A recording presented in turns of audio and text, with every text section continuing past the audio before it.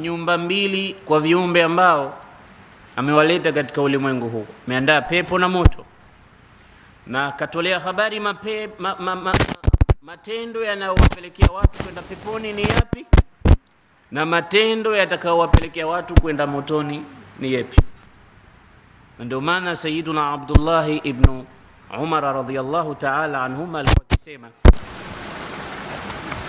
tuambie Waislamu kila mara anapopata fursa, innal akhirata qad irtahalat muqbila wa inna ad-dunya qad irtahalat mudbira wa likulli minhuma banun fakunu min abna'i al-akhirah wa la takunu min abna'i ad-dunya.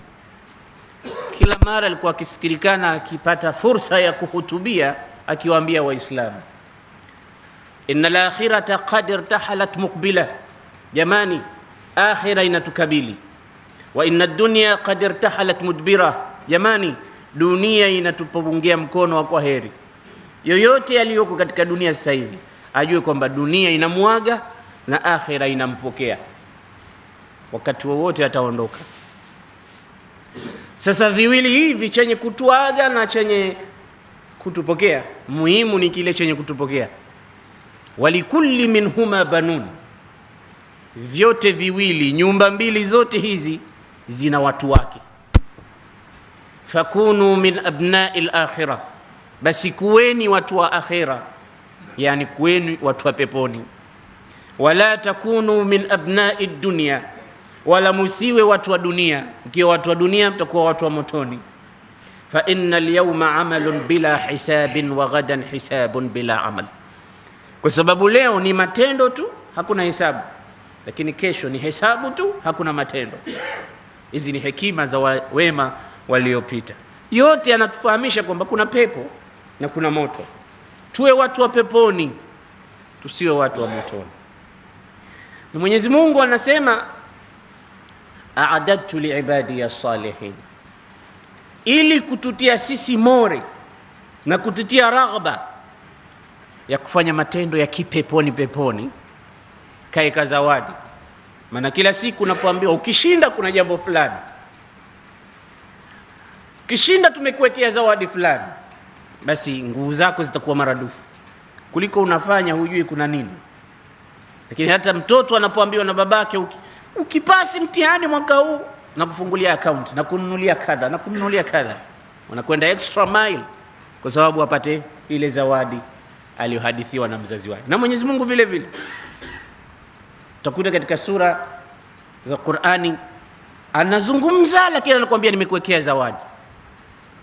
Anasemaje? Fa idha ja'at at-tammatul kubra yawma yatadhakkaru al-insanu ma sa'a wa burrizatil jahimu liman yara fa amma man tagha wa athara al-hayata ad-dunya fa innal jahima hiya al-ma'wa wa amma man khafa maqama rabbih wa nahaa an-nafsa 'anil hawa fa innal jannata hiya al-ma'wa. Anabainisha wazi, Allah anakuambia wazi ujue kwamba ukifuata nafsi na matamanio, motoni ndo mahala pako, na ukizuia nafsi na matamanio ukamcha Mungu, peponi ndo mahala pako. Anatangaza wazi wazi. Kisha anasemaje? kullu nafsin dha'iqatul maut wa innama tuwaffawna ujurakum yawmal qiyamah faman zuhziha 'anil nari wa udkhila al-jannata faqad faz wama al-hayatu ad-dunya illa mata'ul ghurur. Nyote mtakufa, kila nafsi itaonja mauti, na hakika si lingine, kila mmoja atalipwa yale alikuwa akiyatenda ulimwenguni. Atakayeepushwa na moto akaenda peponi amefaulu. Allahumma jalna min al-faizin. Hiyo natangaza wazi wazi kuatia watu raghba ya kuiacha dunia na kuifanyia kazi akhira. Anasema tena katika Qur'an, katika hadithi al-Qudsi, a'adadtu li'ibadi as-salihin ma la 'aynun ra'at. Hii hadith ni Qudsi, ni maneno ya Mwenyezi Mungu matukufu. A'adadtu li'ibadi as-salihin ma la 'aynun ra'at wala udhunun sami'at wala khatara ala qalbi bashar, nimeandaa mimi Allah kwa waja wangu wema mambo ambayo macho hayajawaipo kuona huko peponi. Yani ninapokuambia nimekuandalia kitu leo macho yako hayajawahi kuona, utasikia vipi wewe? Saibi yako, mke wako, mamako, babako, mpenzi wako, nimekuandalia kitu macho yako hayajawahi kuona. Sio kwa ubaya, kwa uzuri. Baba, nani atakuahidi kitu kibaya kama anakupenda? Allah anasema a'adadtu liibadi as-salihina, nimewaandalia waja wangu wema ma la aynun ra'at. Wewe umetembea dunia unaijua vizuri. Vingapi umeviona vizuri katika ulimwengu huu?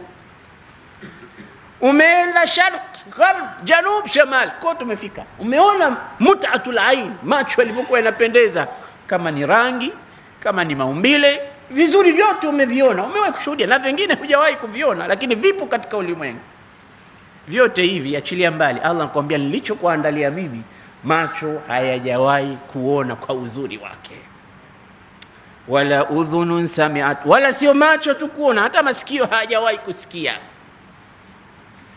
Wala khatara ala qalbi bashar, wala sio macho na masikio tu, hata kupita katika moyo wa mtu uzuri wa yale nilokuandalia mja wangu. Hakuna mja yeyote alopitisha katika moyo wake kwamba pepo ya Mungu iko jinsi kadha, umbo kadha, jengo kadha. Hakuna katika ulimwengu. Sasa ni vizuri kiasi gani Mungu ameandaa. Ndio sahaba walikuwa hawaoni kitu, wanataka pepo tu. Pepo tu peke yake. Na wengine wamebahatika. Kuna watu ambao mtume alibahatika, sahaba walibahatika mtume kuwabashiria hapo kwa hapo. Abu Bakr fil janna, Umar fil janna, Uthman fil janna, Ali fil janna, Talha fil janna, Zubair fil janna, Saad fil janna, Said fil janna. Hao wote wamepata bahati na mtume anamwambia nyinyi mtakwenda peponi. Ndio wanaitwa ashara almubashsharuna lahum bil janna. Na kuna wengine mtume siku moja amekaa amehadithia, anasema satadkhulu min hadhihi al-umma sayadkhulu 70,000 aljannata bila adhabin wala hisab. Mwenyewe anahadithia katika umma huu kuna watu 70,000 wataingia peponi bila ya hisabu wala adhab. Atatoka kaburini kwake, Mungu anamwambia moja kwa moja wewe peponi bila hisab. Allahumma ja'alna minhu. Pale pale alikuwepo sahaba wa mtume anaitwa Ukasha ibn al-Muhsin. Anambia unaniambiaje Rasulullah? Anasema naam, sayadkhulu min hadhihi al-ummati 70,000 aljannata bila hisabin wala adhab. Katika umma wapo watakaoingia peponi bila hisabu wala adhab. Akamwambia Rasulullah, ud'u Allah an yaj'alani minhum, niombe Mungu mimi niwe miongoni mwa hao. Ukasha anamwambia mtume, na mimi niombe niwe katika hao ya Rasulullah. Mtume akamwambia anta minhum, na wewe ni mmoja miongoni mwa hao. Tazkia kutoka kwa Mtume Muhammad, wewe ni mmoja kati ya hao watakoingia peponi bila ya hisab wala adhab. Mwingine alikuwa pembeni mwa Ukasha, akaona mwenzangu amepata golden chance, amesema niombe, akaambia na yeye yumo na mimi ya Rasulullah, ud'u Allah an yaj'alani minhum. Akamwambia sabaqaka biha Ukasha. Ukasha kisha kutangulia, wewe kaa kimya. Ukasha kisha chukua bahati yake. Wako wawili lakini mwenzake kafanikiwa, yeye hajafanikiwa. Haina maana kwamba hajafanikiwa hatoingia peponi, ataingia motoni. Hapana, hajamwambia hivyo mtume, lakini bahati ile ya kuombewa dua kaipata mwenzake. Kwa sababu pepo sio kila mandaba wa haba anambia nenda peponi, nenda peponi. Hapana, kuna mambo yake. Watu kama hawa wamebashiriwa na wamebahatika. Kuna wengine kama Sayyiduna Thabit ibn al-Qais. Huyu bwana alikuwa sauti yake ni jahuri, sauti nene, sauti ambayo haihitaji mikrofoni. Kama atakuja mahali atahutubia, kila mmoja atasikia kwa sauti yake namna ilivyo. Basi siku moja zikashuka aya adabul mukhataba.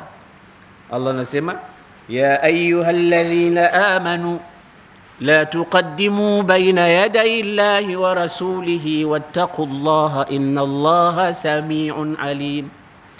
ya ayuha alladhina amanu la tarfa'u aswatakum fawqa sawti an-nabiy ولا تجهروا له بالقول كجهر بعضكم لبعض أن تحبط أعمالكم وأنتم لا تشعرون.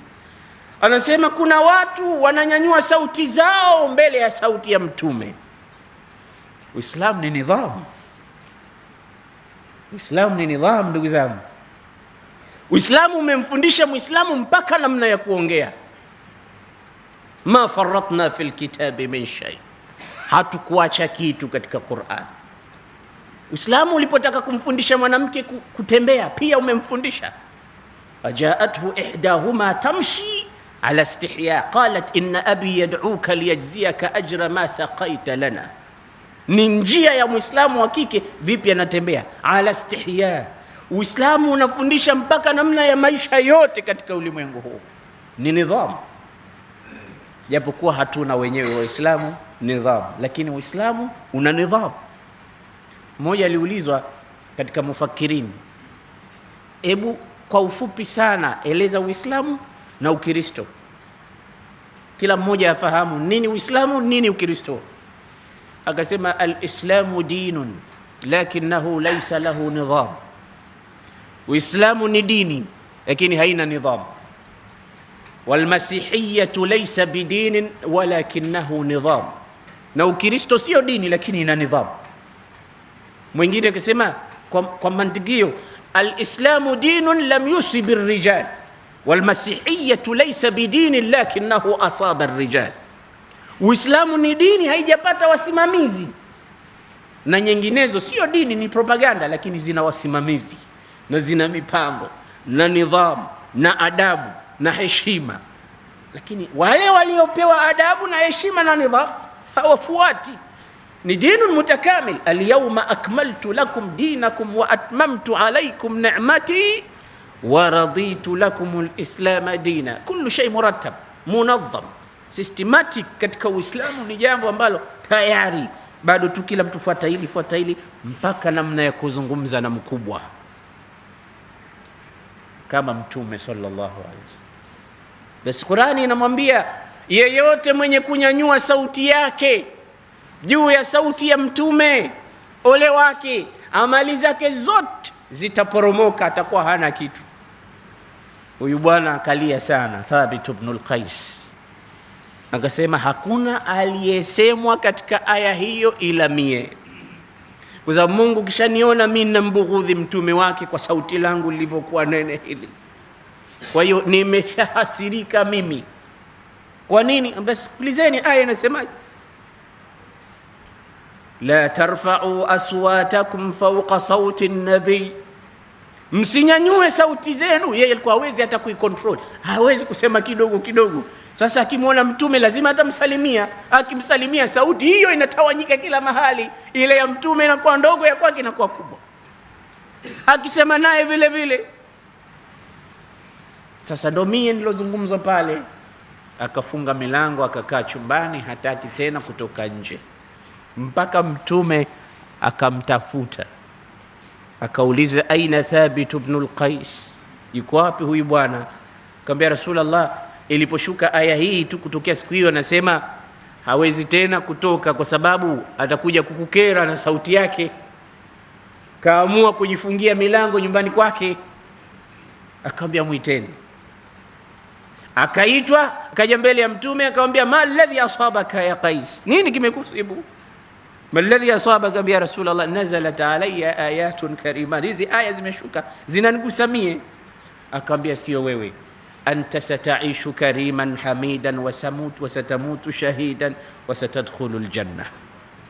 Wewe utaishi karim hamida, wewe utauawa shahidi, wewe utaenda peponi. Maneno matatu matukufu, taishu hamidan tuqtalu shahidan tadkhulu aljanna.